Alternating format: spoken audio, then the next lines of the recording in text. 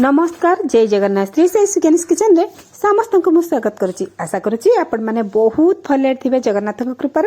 तो आज आम देखा चलतु कि परिबा और टिके चाउल को लेकिन आम बनेबा बहुत बढ़िया हेल्दी रेसिपी गोटे आउ चलतु से रेसिपी को केमती बनेबा कौन नेबा देखंतु मैं एठी सिंब नेइची बा झट्टा बड़ झट्टा बारी झट्टा एठी किछि नेबा एथरे आलू नेबा गोटाए आलू आउ टिके लाल कंधमूल देखंतु कंधमूल लाल होई को धळा हो कंधमूल नेबा फूलकोबी आउ बैगण नेबा आ ता सांग को आम बीन्स टिके नेबा घरे जहाँ जहाँ परिबा अछि सबुथिरु टिके टिके मु नै जाइछि।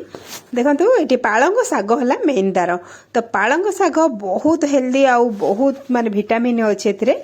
तो आम पालंग साग को नेकी आम बनेबा पाटी रुचकर गोटे रेसिपी।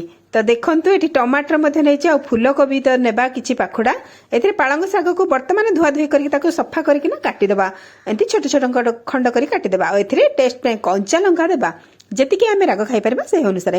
तो एथिरे आमे अरुआ चाउल बा पिठा चाउल को मु भिजेई रखिछि। देखंतु एबे हमर चाउलटी वर्तमान बतरी जाइछि तापरे आमे एबे प्रेशर कुकर को बसेबा। प्रेशर कुकर देखंतु बसेबा आ सेथिरे आमे तेल दे देबा तेल गरम करबा को छाड़ीबा। एबे तेल गरम हो सारानी देखंतु एथिरे आमे टिके टमाटर पकेदेबा जे टमाटर को छोट छोट काटी देबा और सब परिबा को मध्य आमे निजर मन मुताबिक काटिबा पसंद अनुसार काटिबा किंतु छोट छोट करी काटिबा परिबा।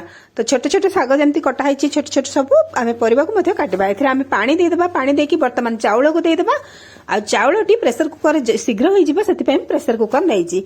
तो गोटे हुइसिल रे हमर चाउल सब सिझी के जल्दी रेडी हो जिबा। देखंतु एबे चाउल वर्तमान टमाटर चाउल सिझी गलानी हमर। तो आपण माने चाहिए बासन रे बसई पारिबे जो जे कोनोसी डेक्ची रे बसई पारिबे तो सेथिरे सिझी जिवो टिके टाइम लागिवो किंतु शीघ्र प्रस्तुत करिवार अछि मते। तो सेति पय मैं प्रेशर कुकर नै जाउची। तो एथिरे आमे पानी दे देबा जेतिके हमगु दरकार सही अनुसार आमे पानी देबा जदी मोटा हो जिवो ताहले आमे गरम पानी करके देबा हमर रेसिपी।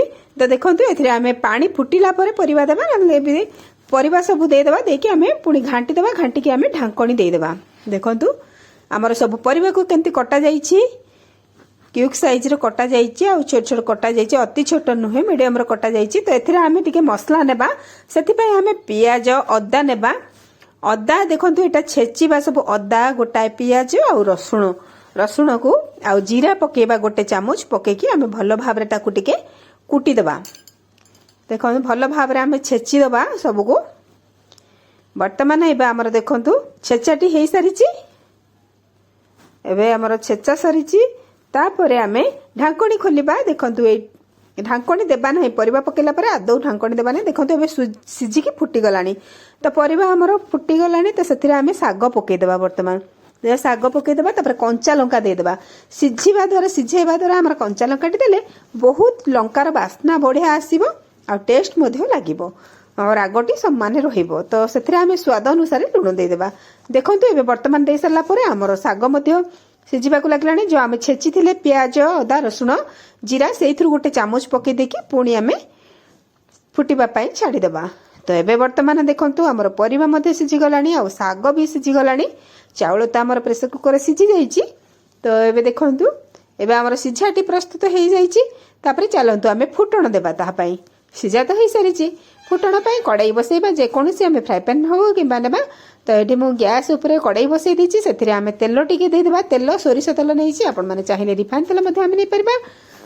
तो देखंतु एबे सोरिष तेल देहरे आमे सुखिला लंका को पकेबा फुटण पई कंचा लंका तो आगुरु पड़ीची तापरे आमे फुटण पई सुखिला लंका को नै जिबा।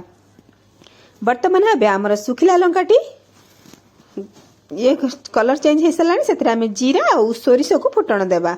तो देखंतु जीरा सोरिष फुटण देबा द्वारा बहुत बढ़िया वासना आसीबो। तो छेची रखिथिबा आमे अदा रसुण प्याज रो मिक्स कर छेचा पके देबा पके सारबा परे आमे टिके भाजी देबा। देखंतु तार कंचा वासना जिबा पर्यंत आमे टिके भाजीबा।